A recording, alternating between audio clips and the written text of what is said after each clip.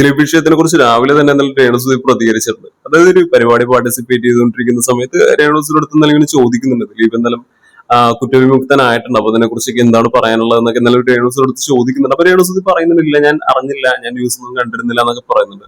അത് 100% അത് നമുക്ക് മനസ്സിലാക്കാവുന്നുള്ളൂ. കാര്യം രേണുസുതി രാവിലെ ഒരു പരിപാടി അവിടെ അറ്റൻഡ് ചെയ്യാൻ വേണ്ടി വന്നിരിക്കുന്നതാണ്. അപ്പൊ അതിനുവേണ്ടിയുള്ള പ്രിപ്പറേഷൻസും കാര്യങ്ങളും പിന്നെ അതിന്റെ തിരക്കുകളായിരിക്കും. അപ്പൊ ഈ ന്യൂസ് കണ്ടുകൊണ്ടിരിക്കുക അല്ലെങ്കിൽ അത് കംപ്ലീറ്റ് ആയിട്ട് ഫോളോ അപ്പ് ചെയ്യുക എന്ന് പറയുന്നത് കുറച്ച് ബുദ്ധിമുട്ടുള്ള ഒരു കാര്യമാണ്. അപ്പൊ രേണുസുതി അറിഞ്ഞിട്ടില്ല, അപ്പൊ അതിനെ കുറിച്ചൊന്നും പറയാനില്ല, കാര്യം താൻ ന്യൂസ് കണ്ടിട്ടില്ല എന്നുള്ളതിനെ കുറിച്ച് പറഞ്ഞ് ക്ലിയർ ആയിട്ട് എന്നാലും രേണുസുതി അവിടെ നിന്ന് സ്റ്റോപ്പ് ചെയ്യുന്നുണ്ട്. അപ്പൊ ഈ രേണുസുതി ഈ വിഷയത്തിൽ പ്രതികരിച്ച് ഇത്രയും മാത്രമേ ഉള്ളൂ. പക്ഷേ നമ്മളിപ്പോ സോഷ്യൽ മീഡിയയിൽ തന്നെ കാണാവുന്നതാണ്, അതായത് ദിലീപിനെ സപ്പോർട്ട് ചെയ്തും അതുപോലെ തന്നെ അതിനേക്കാൾ കൂടുതലായിട്ട് ദിലീപിനെ എതിർത്തും ഒരുപാട് പോസ്റ്റുകൾ ആയിക്കോട്ടെ, കമന്റ്സ് ആയിക്കോട്ടെ, ഇതെല്ലാം നമുക്ക് കാണാവുന്നതാണ്.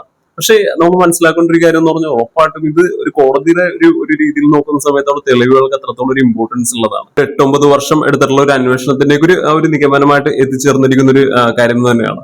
സോ അപ്പൊ അത് നമ്മൾ റെസ്പെക്ട് ചെയ്യുക. ഉറപ്പായിട്ടും ഈ പറയുന്ന ആക്രമിക്കപ്പെട്ട ആ ഒരു നടിയുടെ സൈഡിൽ നിന്ന് ആലോചിക്കുന്ന സമയത്ത് ഒരുപാട് വിഷമം ഉണ്ടാക്കുന്ന ഒരു കാര്യം തന്നെയാണ്. പക്ഷെ ഇത്തരത്തിൽ തെളിവുകളുടെ ബേസിൽ ദിലീപ് കുറ്റക്കാരനല്ല എന്ന് തെളിഞ്ഞിരിക്കുന്ന ഈ ഒരു സമയത്തെങ്കിലും ഇനിയും അദ്ദേഹത്തിന് നേരെയോ അല്ലെങ്കിൽ അദ്ദേഹത്തിന്റെ ഫാമിലിക്ക് നേരെയോ അല്ലെങ്കിൽ ആ ഒരു സർക്കിളിനെതിരെ നമ്മൾ ഇത്തരത്തിലൊരു ഹെയ്റ്റ് സ്പ്രെഡ് ചെയ്യുന്ന കുറച്ചെങ്കിലും കുറക്കുന്നതായിരിക്കും നല്ലതെന്ന് എനിക്ക് പറയാനുള്ളത്. നമ്മൾ നേരിട്ട് കണ്ടിട്ടുള്ള ഒരു വിഷയമല്ല.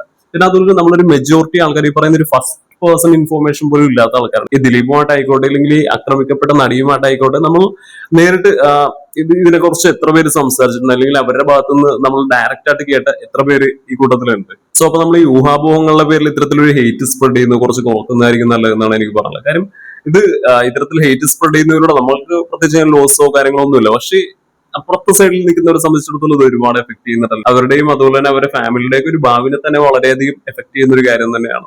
കാര്യം ഈ പറയുന്ന ഒരു ദിലീപിന്റെ ഒരു കാര്യം വിടുക, ഇത്തരത്തിൽ സെലിബ്രിറ്റി സ്റ്റാറ്റസ് ഒന്നും ഇല്ലാത്ത, ഫിനാൻഷ്യലി ഒന്നും ഇത്രയൊന്നും സൗണ്ട് അല്ലാത്ത ഒരുപാട് ആൾക്കാർ ഇത്തരത്തിൽ കേസുകളിൽ പെടുകയും വർഷങ്ങളോളം ജയിലിൽ കിടന്ന് പുറത്തിറങ്ങിയ ശേഷം ഈ സമൂഹത്തിന് മുന്നിൽ താൻ തെറ്റുകാരനല്ല എന്ന് തെളിയിക്കാൻ വേണ്ടി ഒരുപാട് കഷ്ടപ്പെട്ട് വർഷങ്ങളെടുത്ത് അവർ നിരപരാധിത്വം തെളിയിച്ച ഒരുപാട് ആൾക്കാർ ഉറപ്പായിട്ടുണ്ട്. ഇന്ത്യക്ക് പുറത്താണെങ്കിലും ഒരുപാട് ഇൻസിഡൻസ് ഇത്തരത്തിൽ നടന്നിട്ടുള്ളതാണ്. നമുക്ക് മിക്കവർക്കും അറിയാവുന്ന ഒരു കാര്യം തന്നെയാണ് അത്. അപ്പൊ അതുകൊണ്ട് തന്നെ നിങ്ങളുടെ ഈ തെളിവുകളൊന്നും ഇല്ലെങ്കിൽ, നിങ്ങൾ നേരിട്ട് ഈ വിഷയം കണ്ടിട്ടില്ലെങ്കിൽ, ഒരു ഊഹത്തിന്റെ ഒരു ബേസിൽ മാത്രം ഒരു ആൾക്കെതിരെ ഇത്തരത്തിൽ നെഗറ്റിവിറ്റി സ്പ്രെഡ് ചെയ്യാതിരിക്കുക അല്ലെങ്കിൽ ഇത്തരത്തിലുള്ള ഒരു വ്യക്തിഹത്യയൊന്നും ചെയ്യാതിരിക്കുക എന്ന് മാത്രമേ എനിക്ക് എന്തായാലും പറയാനുള്ളൂ.